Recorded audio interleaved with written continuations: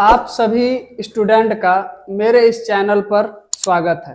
आज हम class 10th के मैथमेटिक्स में एक टॉपिक है दो चर वाले रैखिक समीकरण के युग्म, उससे रिलेटेड जो भी कॉन्सेप्ट है, यानी जहां से आपके सवाल पुटअप होते हैं, समझिए कि थ्योरी बेस्ड है, वो चीज सबसे पहले हम लोग देखेंगे और उससे जो छोटा छोटा सवाल यानी ऑब्जेक्टिव या 2 नंबर 3 नंबर में जो आता है उसे भी देखने का प्रयास करेंगे।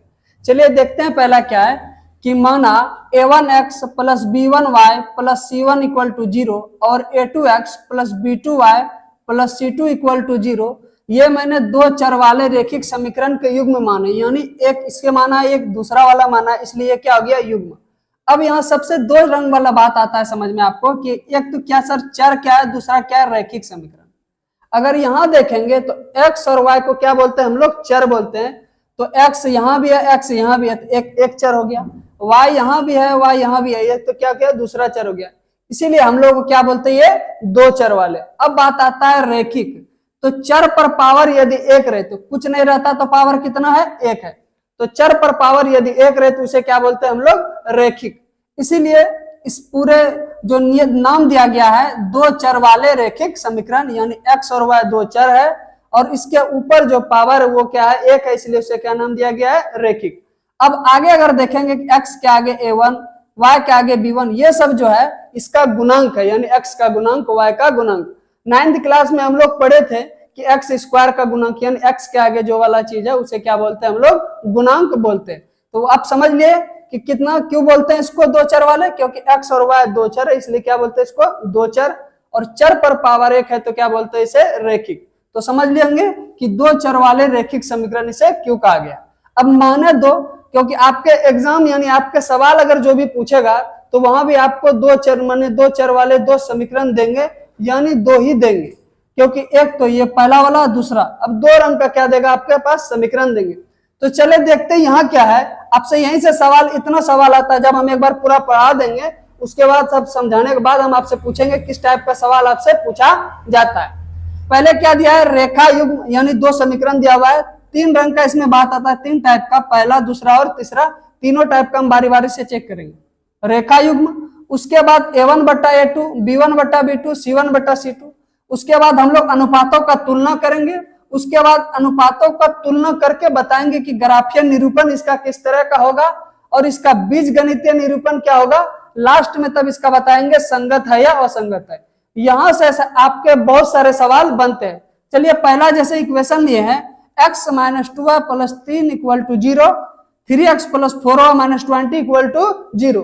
जैसे अगर यहाँ a1 बट्टा a2 था तो कैसे था, x के आगे वाले को a1, इसके x के आगे वाले को a2। तो यहाँ कुछ नहीं रहता, कितना रहता है, एक। तो एक और यहाँ क्या है, 3 है, तो a1 बट्टा a2 कितना निकल कर आ गया, 1 बट्टा 3। उसी तरह b1 बट्टा b2 का बात करेंगे तो यहाँ y के आगे प्लस माइनस के साथ तो कितना हो गया, -2, यहाँ क्या हो गया 4। तो b1 बट्टा b2 क्या हो गया, -2 बट्टे 4। जब c1 बट्टा c2 का बात करेंगे तो यहाँ क्या आ गया, 3 बट्टे -20।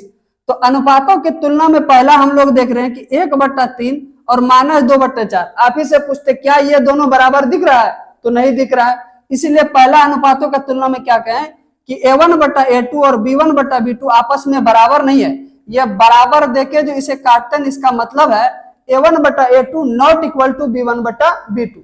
जब ये अनुपातों की तुलना में अगर आप कहा जाए कि a1 बट्टा a2 और b1 बट्टा b2 बराबर नहीं है, तब ग्राफीय निरूपण जो होता है ये क्या करता है, प्रतिच्छेद करता है। अब आपके मन में सवाल आएगा, सर ग्राफीय निरूपण का मतलब क्या है।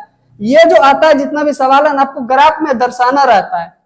तो ग्राफीय निरूपण में एक चीज और चाहते ध्यान से देखना है क्या, कि जो भी इक्वेशन यानी समीकरण रहता है, एक समीकरण ग्राफ पर एक रेखा प्रदर्शित करेगी और वो कैसी रेखा होगी, सरल रेखा। क्या हम बोले, एक जो भी इक्वेशन दिया हुआ रहेगा वो एक इक्वेशन एक सरल रेखा प्रदर्शित करेगी। तो यहाँ कितना ग्राफ है, 2 मतलब इक्वेशन दिया हुआ है तो आप पर कितना सरल रेखा प्रदर्शित करेगी, 2। तो इसीलिए ग्राफीय निरूपण में जो पहला हम बताए a1 बट्टा a2 not equal to b1 बट्टा b2, तो ये क्या करेगी, प्रतिच्छेद करेगी। जैसे यहाँ देखिए कि एक लाइन अगर मानते हैं, मान लेते हैं इक्वेशन का लाइन मेरा L1 है और इस इक्वेशन का लाइन मेरा क्या है, L2 है। तो ये आपस में क्या कर दिया, प्रतिच्छेद कर दिया, यानी एक दूसरे को क्या कर दिया, काट दिया।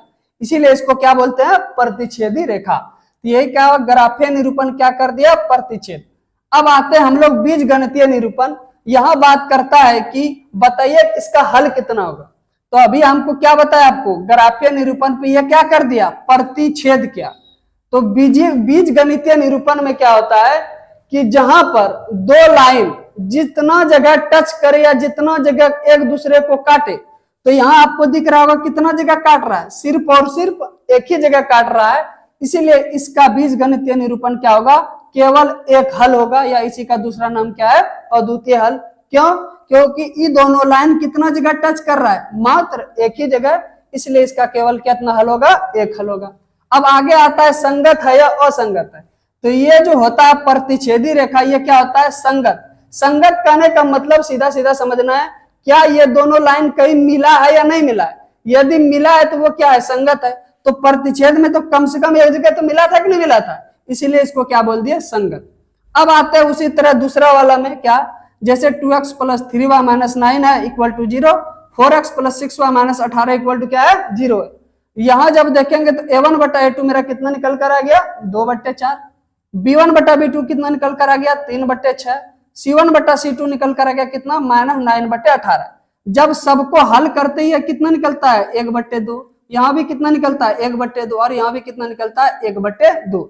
इसीलिए a1/a2, b1/b2, c1/c2 ये सब आपस में क्या हो गया, बराबर। जब अनुपातों की तुलना में ये तीनों आपस में क्या हो गया, बराबर, तब क्या हो गया, ग्राफीय निरूपण में ये दोनों क्या हो गया, समपाती। कहने का सेंस है जैसे ही बराबर हो जाए ये दोनों एक दूसरे के ऊपर क्या होता है, ओवरलैप हो जाता है, यानी साथ साथ चलना स्टार्ट कर देता है। जैसे ये देखिए, अगर ये बड़ा वाला लाइन को मान लेते L1 है, तो इसका छोटा वाला लाइन भी क्या है, मान लेते ये L1 था, ये L2 था, तो दोनों लाइन क्या होगा, एक ही लाइन पर चलते हुए जाएगा। इसीलिए इसका क्या नाम पड़ गया, ये क्या है, समपाती है। अब आते हैं फिर से बात कि बीज गणितीय निरूपण, हम क्या बताए अभी ऊपर वाले में कि जितना जगह टच करेगा उतना ही उसका हल होगा। यहां एक जगह टच कर रहा था तो केवल कितना हल, एक हल। लेकिन जब आप समपाती रेखा में देखेंगे तो क्या होगा, सब जगह, जितना जगह आप बोलिए, मतलब जितना जगह छू रहा है, हर जगह ये क्या कर रहा है, एक दूसरे को छू ही रहा है, टच ही कर रहा है। इसका मतलब है अपरिमित रूप से अनेक हल, यानी जितना जहां जहां देखिएगा ये भी हल होगा, ये भी हल होगा, ये भी हल होगा। इसलिए इसको क्या बोलते हैं, अपरिमित रूप से अनेक हल। फिर अब आते हैं संगत और असंगत। संगत में फिर क्या बताए थे कि अगर छू रहा है, यानी एक दूसरे को यदि कहीं ना कहीं अगर टच कर रहा है वो लाइन एक दूसरे को, तब तो वो क्या हो गया, संगत। तो यहाँ तो हर जगह टचे करते हुए जा रहा है, क्यों, क्योंकि एक दोनों एकदम साथे चल रहा है, इसीलिए इसको क्या बोल दिया, संगत। अब आते हैं लास्ट वाला में, क्या है, x + 2y - 4 equal to 0, 2x + 4y - 12 equal to 0। यहां भी जब अनुपात का तुलना करते हैं a1/a2 1/2, b1/b2 2/4, c1/c2 कितना हो गया, -4/12। जब इसे सॉल्व करते तो ये तो 1/2 है, इसे भी सॉल्व करते तो कितना हो गया, 1/2। लेकिन जब इसे सॉल्व करते तो कितना हो गया, 1/3। मतलब a1/a2 b1/b2 के तो बराबर है, लेकिन ये c1/c2 के बराबर नहीं है। इसका मतलब क्या हो गया, जैसे ही कंडीशन आएगा अनुपातों की तुलना में a1/a2 बराबर है b1/b2 के, नॉट इक्वल टू यानी बराबर नहीं है c1/c2 के, तब ये आपस में क्या हो जाएगा, समांतर रेखा। और यहाँ देखिए तीसरा कंडीशन में क्या है, समांतर, यानी एक दूसरे के पैरेलल चलेगा, समांतर। जैसे अगर ये L1 है, ये क्या है, L2, यानी ये L1 का रेखा, ये L2 रेखा है, तो ये दोनों आपस में कैसा चलेगा, हमेशा समांतर। अब आपसे कोई सवाल पूछे, जब समानांतर का बात किए तो कहीं क्या एक दूसरे को टच किया, जब टच नहीं किया तो इसका मतलब इसका कोई हल नहीं होगा। क्यों, क्योंकि प्रतिच्छेद में एक जगह टच कर रहा था तो एक हल, जब संपाती में बात करें तो हर जगह ही टच कर रहा था, इसका मतलब अनेक हल। जब समांतर में बात करेंगे तो यहाँ क्या होगा, टच कहीं कर ही नहीं रहा है, तो इसका मतलब क्या होगा, कोई हल नहीं। अब आते फिर से संगत और असंगत। इसे तो संगत देख लिए थे, इसे भी संगत देख लिए थे, लेकिन फिर से वही बात हम क्या बताए आपको कि यदि टच कर रहा है तब तो वो क्या हो जाएगा, संगत। लेकिन टच यदि नहीं कर रहा है तो वो क्या हो जाएगा, असंगत। इसका मतलब क्या, समांतर रेखा एक दूसरे को कभी टच करेगा जिंदगी में, नहीं करेगा। इसका मतलब ये क्या हो गया, असंगत। उम्मीद करते हैं आपको समझ में आ गया होगा। यदि एक बार में समझ में नहीं आए ना, तो इस वीडियो को आप लोग क्या करेंगे, 2 मरतबा 3 मरतबा देखेंगे और इस वीडियो को ज्यादा से ज्यादा दोस्तों के साथ शेयर करेंगे, ताकि उसे भी फायदा हो सके और बोर्ड एग्जाम की बेहतर तैयारी के लिए इस चैनल से जरूर जुड़ा। Thank you.